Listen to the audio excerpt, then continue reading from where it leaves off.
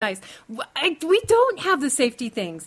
I looked after you told me. We don't have. You gotta tell the gym. They gotta fix that or they're gonna get sued. No, I just fell and I was embarrassed and I was really bummed that this really athletic guy saw it, but he was really, really nice. So Did you get his number? No, he was like 26. Oh. He was like, I have a daughter that's like that age. Whatever. He's fun to look at. And then the last thing is stop with the abductor machine and do lunges. I hate lunges, but Miranda Lambert swears by them. Yeah. So let's talk about dating. Okay. I wanted to say something about the gym stuff. Sorry. I really don't do machines. I don't. Except the treadmill. Yeah. But as far as weight machines, I don't do weight machines. You know what I do is I found these, I used to do these workouts and, they came out in like 89, 86, 89. They were the first, Cynthia and Anna Benson, they were the very first people who introduced weight training to women, like the weights with cardio and heavy weights even, these were, but they're so cheesy. They have like leg warmers and leotards and they play like classical music and they're in this museum type of setting. And I loved them and they were hard and I loved them and, it would put in some cardio, but they were just fun. I loved them. You also felt feminine. Because, the leg warmers and the setting and everything. You planned your outfit. Yeah. Well, these were the original Firm. Like, probably everybody's seen the Firm infomercials and stuff. Those are not the original ones. And up until like a year ago, you couldn't buy them on DVD, and I just have them on VHS and I don't have a video player. So I bought these on DVD. So that's what I do for weights. I don't do leg warmers. And what's it called again? The Firm. They're the original Firm. They are the Firm. Yeah. Okay. The original. I thought you were just calling them that. But no. They are actually called the Firm. Oh, and they got like big names, like Janet Jones Gretzky. She was one of the instructors. Oh, okay. And they got these big names as the instructors, so they're cool. Nice. I'll let you borrow one. That'd be awesome. And you could get some leg warmers. I already have them. I don't have any. I should get some. I have big thighs and big calves, so I avoid warmers. Anyway, so let's talk about dating. Okay, dating. So you have a blog, and I think it was Friday I sent you the notes for the show, and you're like, oh, I'm going to have like so many posts this weekend. Be ready. I was still sick. I start promoting your blog everywhere yesterday, and then I clicked on my link that I had been sharing, and I'm like, September? Yeah. Come on, carry on with life. Yeah. I do actually have a few things written. I still write things in notebook because I love the feel. So I have a few things. I did post something today. I have a few other things that are written that I just haven't done. A couple of people have also guest wrote for me. Already? I just need to edit and get those put up. So do I need to start typing? Yeah. You said I could guest write. Yes, you need to guest write. Guest write something. But I do have a few people who have guest wrote. Men. All of a sudden I feel very stressed. I have a couple of men who guest wrote, and they're very good perspectives from a man's point of view. Okay. So I need to get those up. I'm, for 2 months I haven't been myself. We all have those months. Yeah, Netflix was my new boyfriend. I still miss Zach very much. And, it's hard to kind of find your place. I never define myself by a man. But when you're a part of a couple for a few years, to suddenly not be a part of a couple, it's hard, especially because we did have a good relationship. We just had that wanting different things. And so, I wrote a lot, but it was a lot of sad stuff, and so I didn't want to put it up. I'm also realizing, when I did the Vodka Stiletto Princess, the reason I didn't want to do Vodka Stiletto Princess anymore is because it doesn't fit what I write. I do actually write much more serious, much more smart types of things. And now, over this past week, I've been thinking, there's some really tough things I think I'd like to tackle on that. It's called Carry On Life. Life encompasses a whole lot of things. A lot. Yes. So, I'm good at writing the stuff about relationships and, I'm very good at figuring people out and that,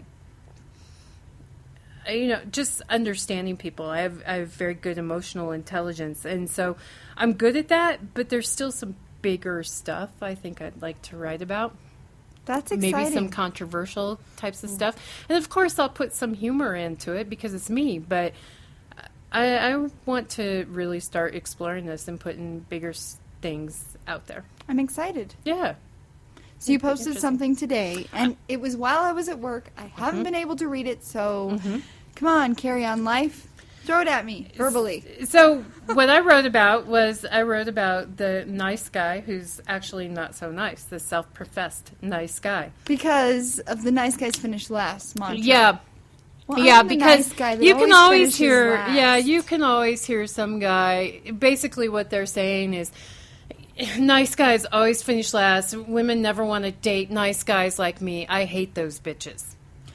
Or they always treat me like crap. They take advantage of me when you don't. And I think there are women who do take advantage of that. do. I think they leverage that absolutely. I also think, and this was a comment on my link today from my friend Bruce, that he said that I had good insight, but at the same time, there's women who do that too. And yes, absolutely. And I intend to write about the women who do that too, where you're nice to somebody to get something back. Right. And so these men, it's like they're putting in some niceness coin into you, and out is you're supposed to love them and also want to have sex with them.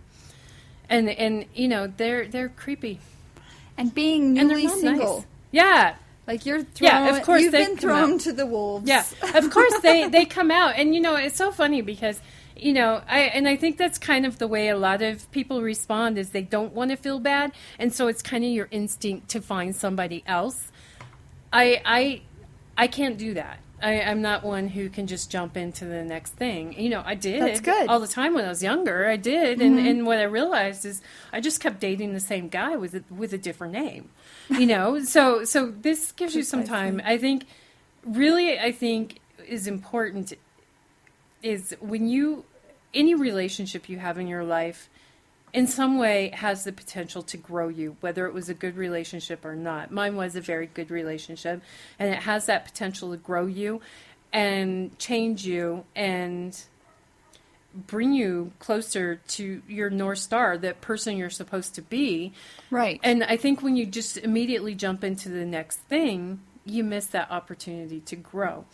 And so I'm a big believer, and plus I'm a slow mover anyway. No guy is going to be able to get into my pants just like that. It's just not going to happen. I'm guarded and I'm slow. And that's how all women should be. But yeah, a lot of the self-professed nice guys, they come out of the woodwork when you first break up with somebody because you're vulnerable.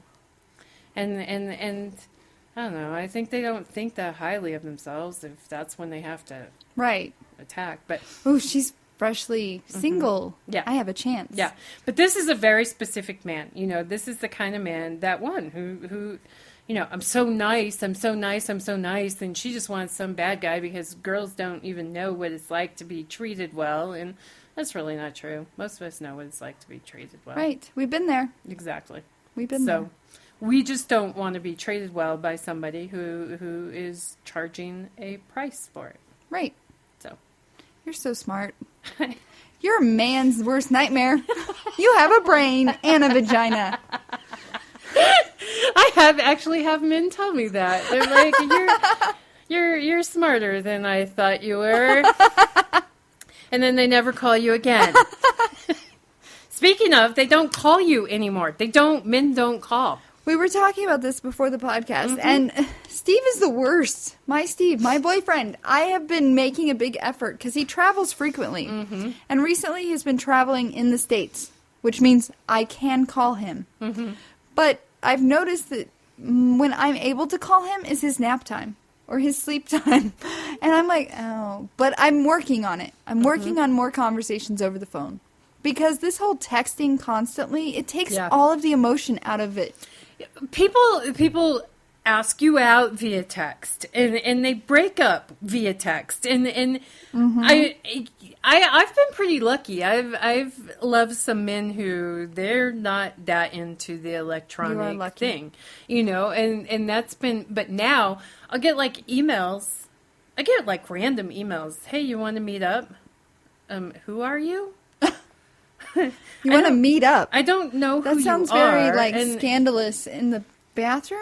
Like, you want to meet up in the bathroom? Is this like for a drug deal? Right. I don't do drugs. Drug-free Colorado. Or do you want to hang out? Or, I think the new thing is they call it talking. That's their way of...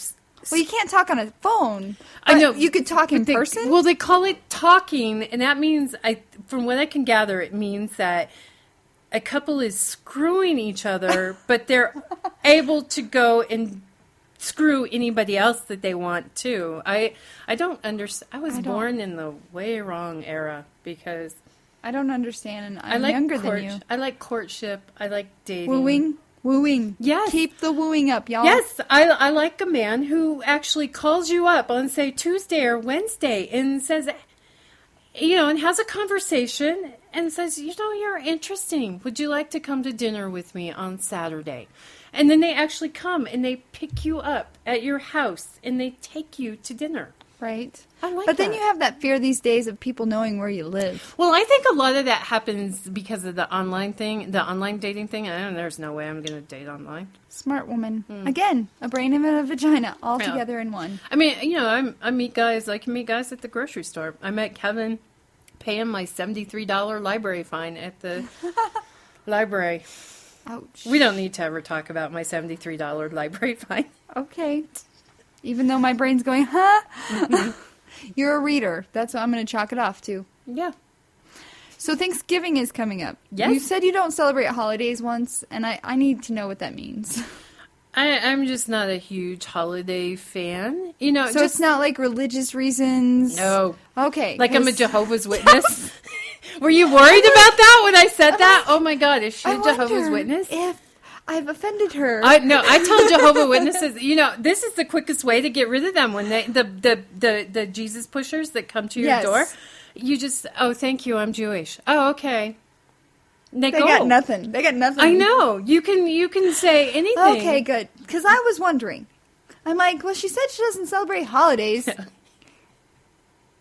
I will put a tree up. I suppose I'll put a tree up, and I buy my kids gifts. Do you wait until after Thanksgiving? I don't know, because I have a neighbor. See, for years and years and years, I never put a tree up. Oh. And then my friend Michelle, who I met from Facebook, her and her mom brought me a tree and ornaments and gifts for my kids and everything. I mean, it was amazing. This was an amazing, incredible thing. And I hope you're listening, Michelle, because that was an absolutely wonderful thing. Michelle and her mom, Linda. And so we put up the tree, and it was fun, and it was festive, and I just don't understand holidays. I don't understand all the stuff you're supposed to do with holidays, and they creep up on you so fast. They do. That's where I've started planning for them as of July. Yeah, I don't plan well. I might hire you as my assistant and plan for me. Well, Thanksgiving is within the next couple of weeks, and this year I'm hosting. Well, Steve and I are hosting at Steve's house, but I'm cooking. So we are hosting, and I've not done this for probably 8 years, almost 10 years. I'm scared to death. Like, before, people would be like, okay, you bring the green bean casserole. I got that. That's on the back of the can. Right. Or you bring the mashed potatoes. Google mashed potato recipe, super easy. Not so easy, not my favorite thing to do, so I've assigned that to someone else. I want some other recipes. I can send you recipes. We hosted, when I was married, we hosted every year. That's awesome. And so now people ask me, are you going to cook on Thanksgiving? No, I'm going to be grateful that I don't have to cook a darn thing. That's awesome. Because ever since I left my marriage, I haven't cooked a single Thanksgiving. Nice. Yeah. It was good with Zach because, his grandma would do this whole, and it was a whole Russian. And that's how I grew up. Well, not Russian, but my grandma did the whole thing. Yeah. That's how I grew up too. My grandma did all of it. And it was amazing. And somehow she managed to coordinate cooking all the stuff. And at I the know, same time, she's all by like baking herself. bread and Yeah. cookies and for Christmas and, you know, all this And then she stuff goes going away on. and you're like, wait Yeah. a second.